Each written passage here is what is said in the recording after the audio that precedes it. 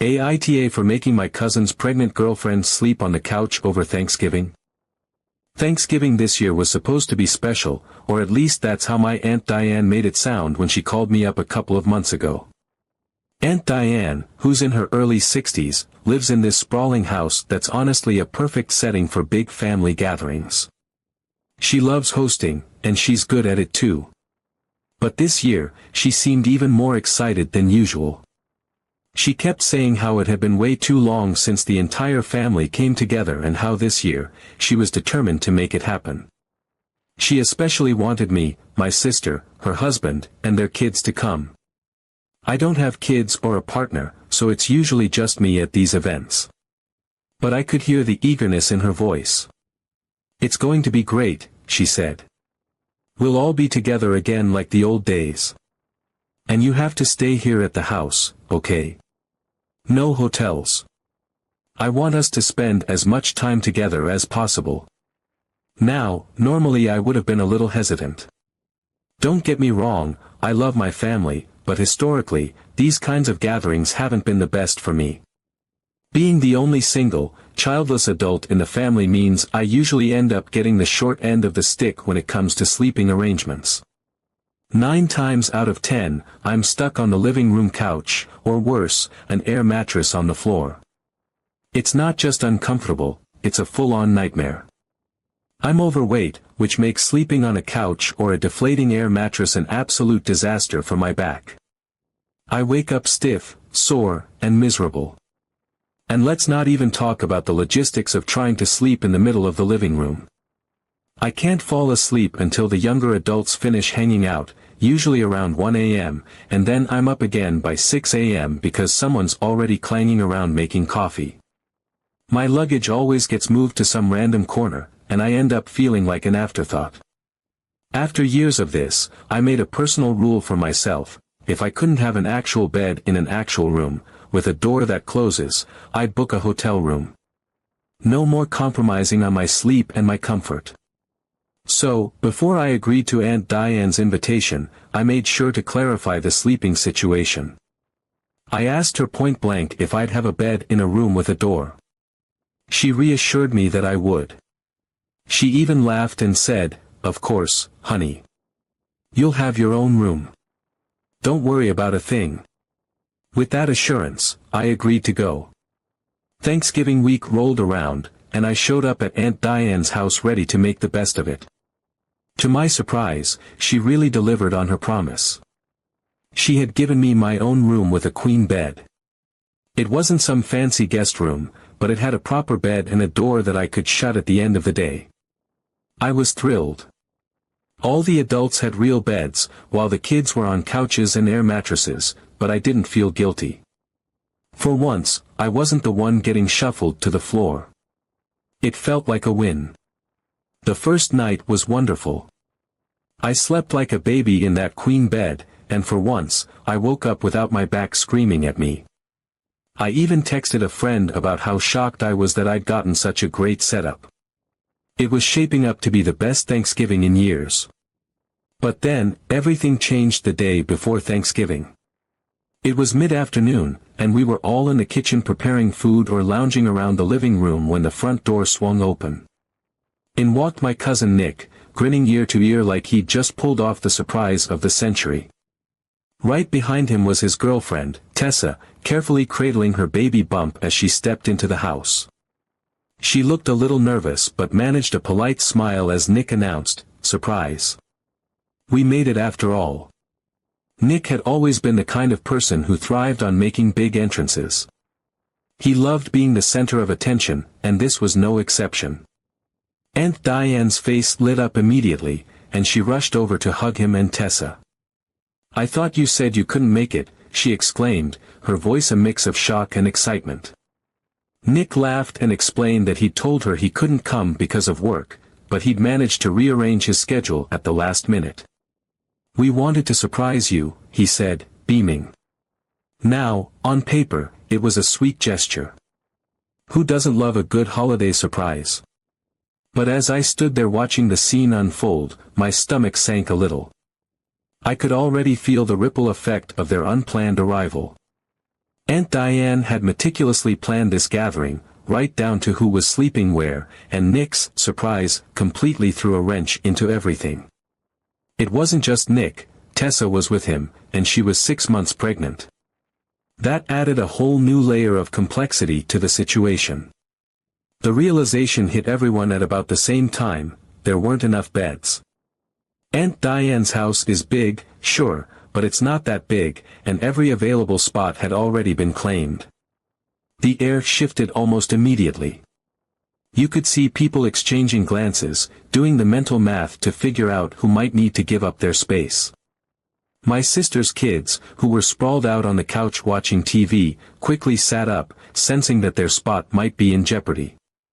My brother-in-law muttered something about pulling out the air mattresses, and my mom started looking around, clearly brainstorming. That's when she zeroed in on me. "You know," she said, her voice taking on that familiar tone, the one that's equal parts suggestion and command, "it might make sense for you to let Nick and Tessa have your bed. Tessa's pregnant, after all. She should have a comfortable place to sleep." The suggestion hung in the air, and everyone kind of paused, waiting to see how I'd respond. I opened my mouth to say something, but before I could even get a word out, Aunt Diane jumped in. "No, no, absolutely not," she said, waving her hands for emphasis. "She's keeping her room. Nick and Tessa can figure it out." Her tone was firm, like she wasn't even open to debating it. "You've been through enough of these holidays on couches," she added, turning to me with a knowing look. I can't tell you how much I appreciated Aunt Diane in that moment. She's hosted enough of these gatherings to know exactly what I've been through over the years. It felt validating to have her stand up for me like that, but it didn't make the situation any less uncomfortable. Nick shrugged, like he couldn't care less where he slept, but Tessa's face fell a little. She didn't say anything, but I could tell she wasn't thrilled about being relegated to the couch or an air mattress. And just like that, the room was filled with this awkward tension. In the end, Nick ended up sleeping on the couch, and Tessa was given an air mattress in the den. I didn't feel great about it, but I also didn't feel responsible. It wasn't my fault they showed up unannounced, and frankly, I didn't think it was fair to ask me to sacrifice my comfort for their surprise visit. I'd planned ahead, confirmed my sleeping arrangements, and stuck to my boundaries. But my mom didn't see it that way. She cornered me later that night and started lecturing me about how I was being a bad guest and a selfish family member. "You should have insisted that Nick and Tessa take your bed," she said. "Especially since Tessa is pregnant. How could you let her sleep on an air mattress?" I tried to explain my side. I told her about my back issues and how I'd specifically clarified my sleeping arrangements before agreeing to come. I reminded her that I've spent years being the one stuck on couches and deflated air mattresses while everyone else got a real bed. "I'm not doing that anymore," I said. "I deserve to be comfortable too." But she wasn't having it. She kept saying things like, "You're single, it's not that big of a deal, and they're a couple, and she's pregnant, you should have been more considerate." The whole situation has left me feeling torn. On one hand, I don't think I did anything wrong. Nick and Tessa showed up uninvited, and Aunt Diane made it clear that she wanted me to keep my room. But on the other hand, I can't shake the guilt. I know Tessa is pregnant, and I feel bad that she had to sleep on an air mattress. Now my mom keeps bringing it up, and I can't tell if she's right or if she's just being unfair. So, Reddit, AITA for keeping my bed and letting Nick and Tessa figure it out. Update 1. The morning after Nick and Tessa's surprise arrival started off relatively calm, but it wasn't long before things took a turn. I woke up feeling well rested for once, something I wasn't used to at family gatherings like this. I stretched out in the queen bed, thankful that Aunt Diane had stuck to her word and ensured I had a comfortable place to sleep. I could hear the faint clinking of dishes and quiet chatter from downstairs, signaling that the household was starting to wake up.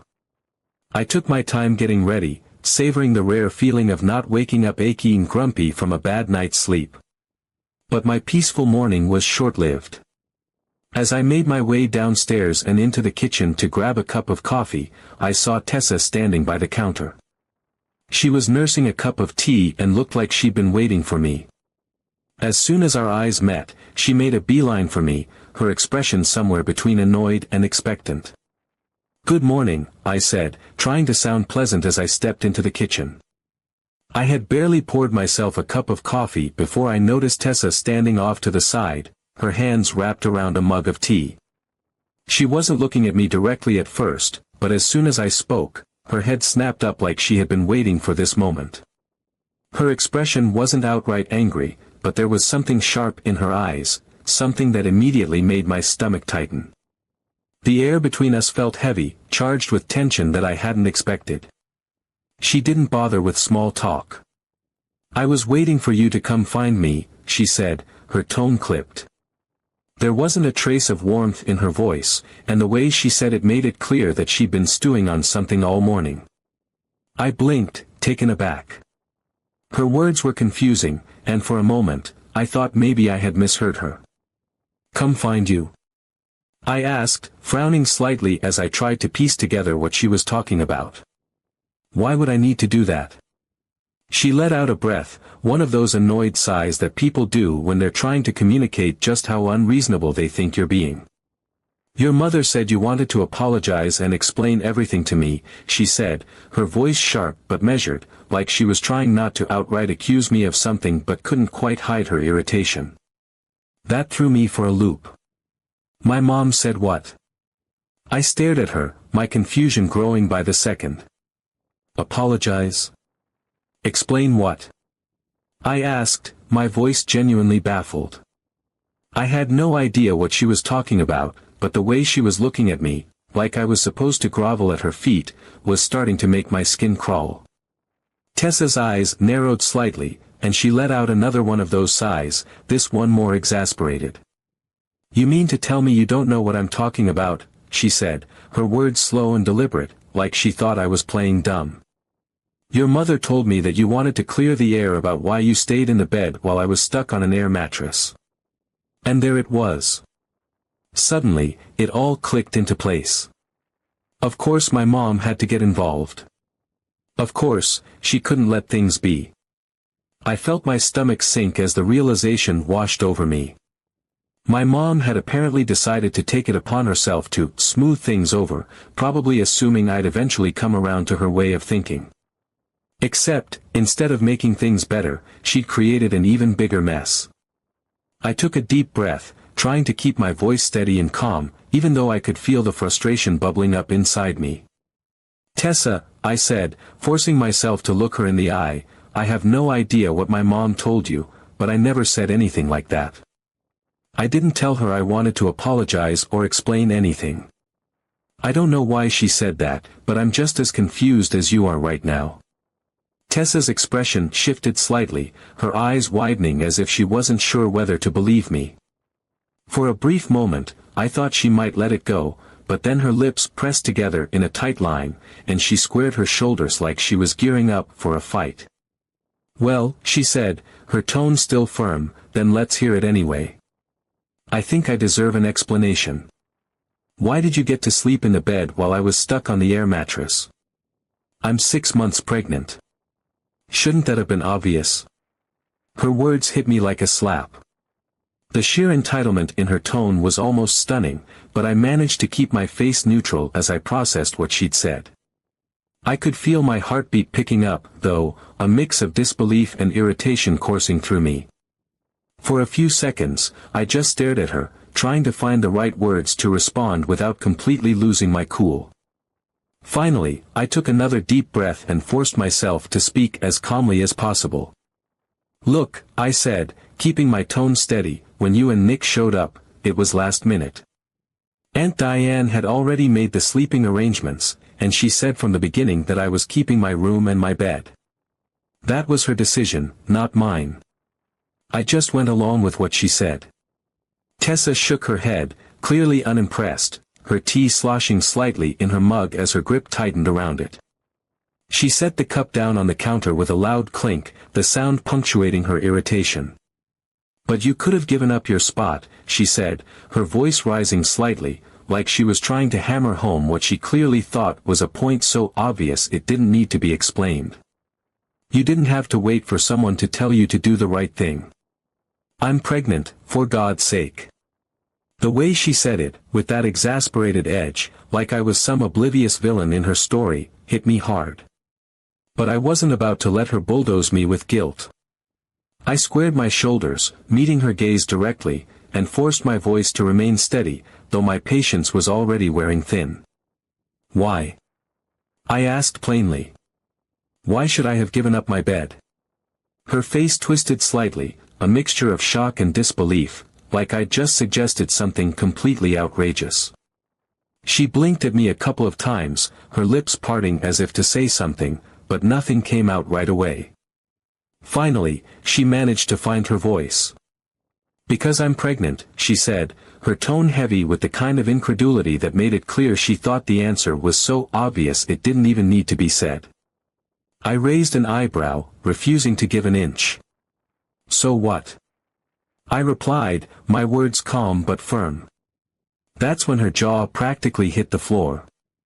The reaction was almost theatrical, like something out of a bad soap opera. Her eyes went wide, her cheeks flushed, and her mouth opened and closed a few times as if she were a fish out of water, searching for the right words to respond.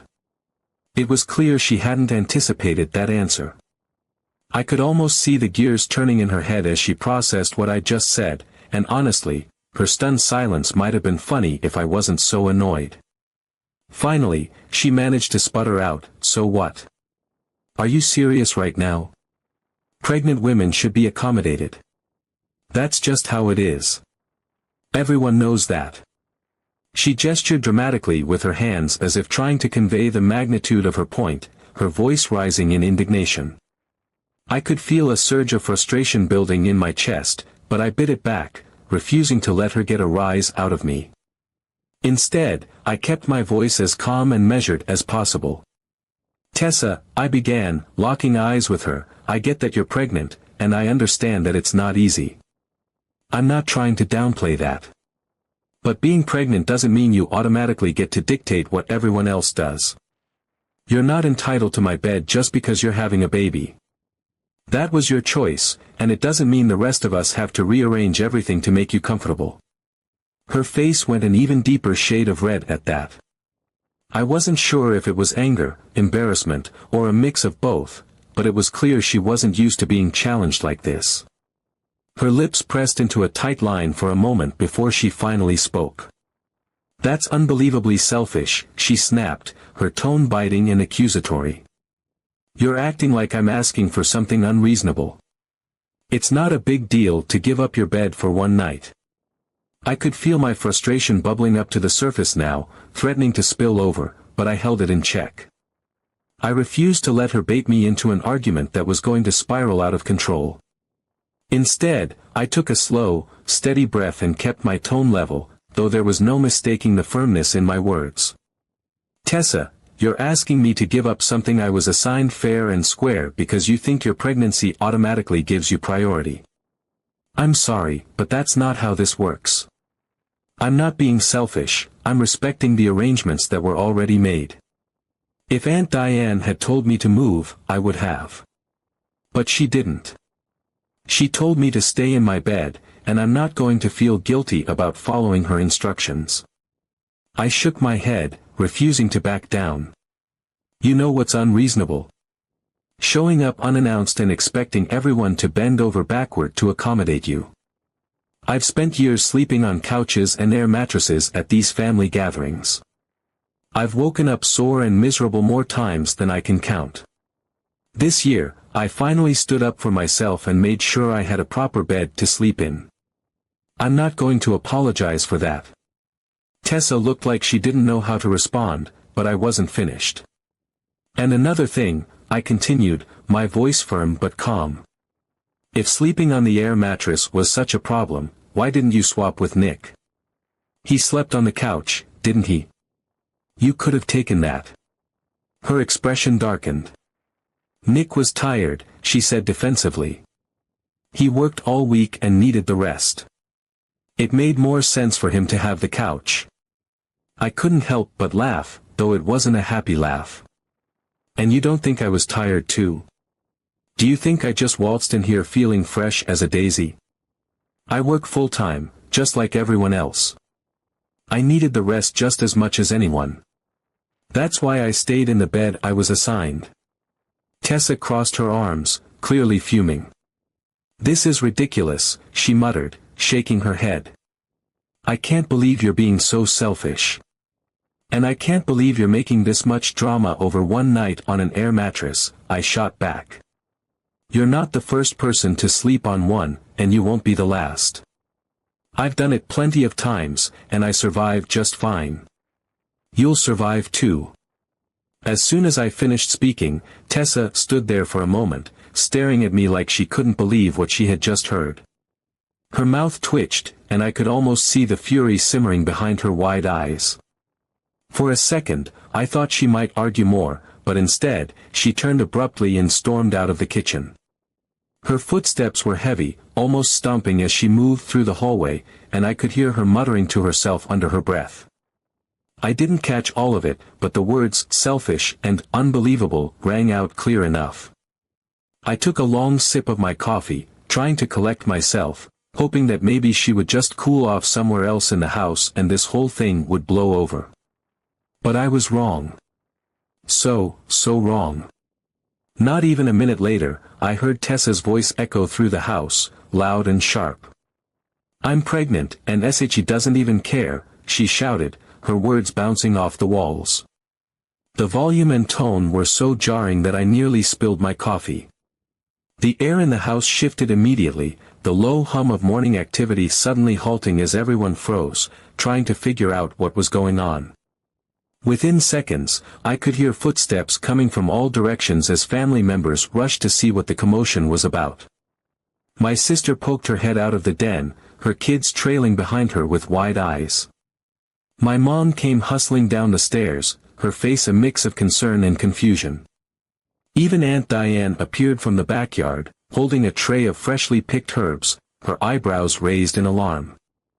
Nick, who had been sitting on the couch scrolling through his phone, stood up quickly, looking bewildered. And there was Tessa, standing in the middle of the hallway like some kind of wronged queen, her arms crossed over her chest and her face flushed red. She pointed toward the kitchen, where I was still standing, and began unloading her grievances for everyone to hear. She doesn't care that I'm pregnant. Tessa exclaimed, her voice trembling with a mix of anger and what seemed like the beginnings of tears. I'm 6 months along, and she let me sleep on an air mattress while she got a queen bed all to herself. Who does that? How selfish can you be? The hallway was now packed with people, everyone looking between Tessa and me like they were trying to piece together what had happened. I stayed in the kitchen, gripping my coffee mug like a lifeline, feeling the heat of all those eyes on me. My stomach churned with a mix of frustration and embarrassment, but I refused to let it show. I had done nothing wrong, and I wasn't about to let Tessa's dramatics make me feel otherwise. Nick was the first to react. He stepped toward Tessa, his hands held up as if to calm her down, his face a mix of confusion and discomfort. Tessa, maybe, he started, but she cut him off with a wave of her hand. No. Everyone needs to know how selfish she is. Tessa interrupted, her voice growing louder with every word. I'm pregnant, carrying an actual human being, and she couldn't even do the decent thing and give me the bed for one night. One night. What kind of person does that? Her words hung heavy in the air, and for a moment, no one said anything. My mom glanced at me, her expression unreadable, while my sister looked downright uncomfortable. The kids were staring at Tessa with wide, curious eyes, clearly unsure of why this grown woman was yelling in the middle of the house. Nick, meanwhile, looked mortified. He reached for Tessa's arm, his voice quiet but firm as he tried to de-escalate the situation. Tessa, maybe you just need to rest, he said, his tone more measured this time. Come on, let's go sit down.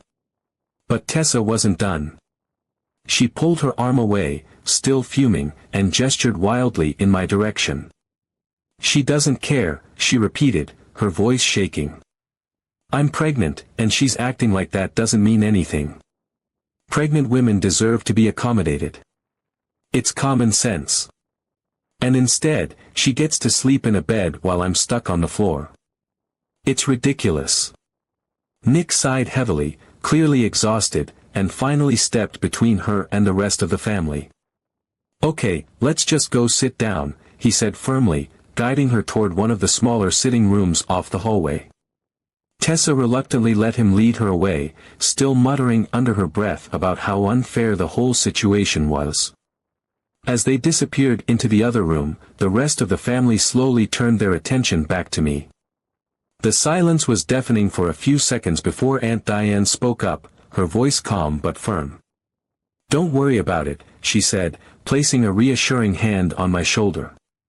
You did the right thing. She's pregnant, and her emotions are all over the place. This isn't your fault. I nodded, grateful for her support, though my stomach was still in knots. My mom, however, was glaring at me, her lips pressed into a thin line. She didn't say anything, but I could tell she wasn't happy. My sister gave me a small shrug, as if to say, what can you do? The family slowly dispersed after that, murmuring amongst themselves. The kids went back to their cartoons, Aunt Diane headed back to the kitchen, and my sister ushered her kids into the den. I stayed where I was, taking a few deep breaths to calm myself down. Aunt Diane was right, this wasn't my fault. I had done what I was supposed to do, and Tessa's theatrics were her own problem, not mine. Update 2. That night, as everyone started to settle down, I was determined to avoid any further drama. I made a point of heading to my room a little earlier than usual, hoping to get in bed and out of sight before Tessa could stir up anything else. I wasn't in the mood for another confrontation, especially with everyone else around to witness it. But as I walked into the hallway and reached for the door to my room, I stopped in my tracks. The door was already open, and there she was. Tessa, sprawled out on my bed, already tucked under the covers like she had claimed it for herself.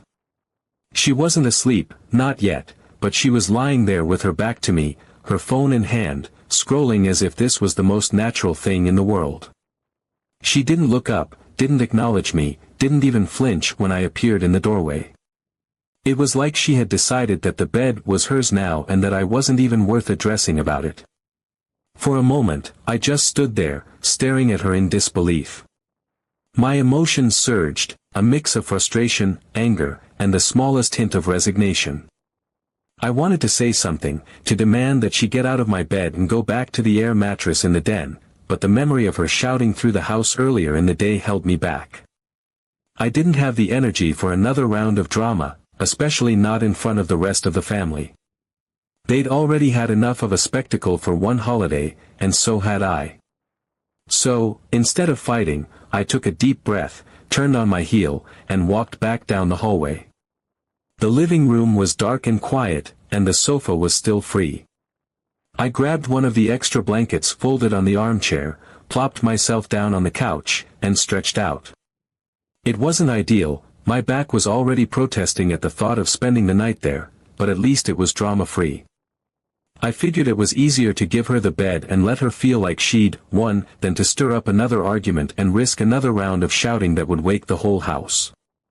As I lay there in the dim light of the living room, staring at the ceiling, I heard quiet footsteps approaching. I sat up slightly, expecting to see Tessa again, but it was Nick. He walked over cautiously, his hands shoved into his pockets, looking more tired than I'd ever seen him. He gestured to the other end of the couch, and I nodded, letting him sit down. I just wanted to say I'm sorry, he started, his voice soft but earnest. About all of this. About Tessa. She's just, really emotional right now. I could tell he was choosing his words carefully, trying to explain without making excuses. There was an awkward pause before he added, she's not usually like this. I think the pregnancy is just, well, it's a lot, you know. I nodded, not sure what to say. It was hard to stay mad at Nick. He wasn't the one who had caused all this drama, and he seemed genuinely apologetic. He rubbed the back of his neck awkwardly, clearly uncomfortable, and I decided to let him off the hook a little. "It's fine," I said, though it wasn't entirely true. "I get it. She's going through a lot." We sat there for a while, the tension slowly easing as we talked. Nick apologized again, more sincerely this time, and said he'd talk to Tessa about what had happened to make sure it wouldn't happen again.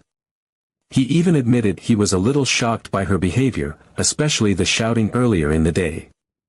"That's not like her," he said, shaking his head. "I think she's just overwhelmed." I appreciated his honesty. It felt good to have someone in the family acknowledge that what had happened wasn't fair to me, and I told him so. We ended up chatting for a while longer, talking about everything from his work to the baby on the way. By the end of the conversation, we were laughing about the absurdity of the whole situation. It felt like a weight had been lifted, like we'd found some common ground amid the chaos. Before he headed back to the guest room, Nick thanked me again and promised to smooth things over. I could tell he genuinely meant it, and that meant more to me than I realized. As I lay back down on the couch, pulling the blanket up to my chin, I felt a sense of relief. The situation wasn't perfect, and it probably wasn't over, but at least I knew I had an ally in Nick. For the first time all day, I felt like everything might actually be okay.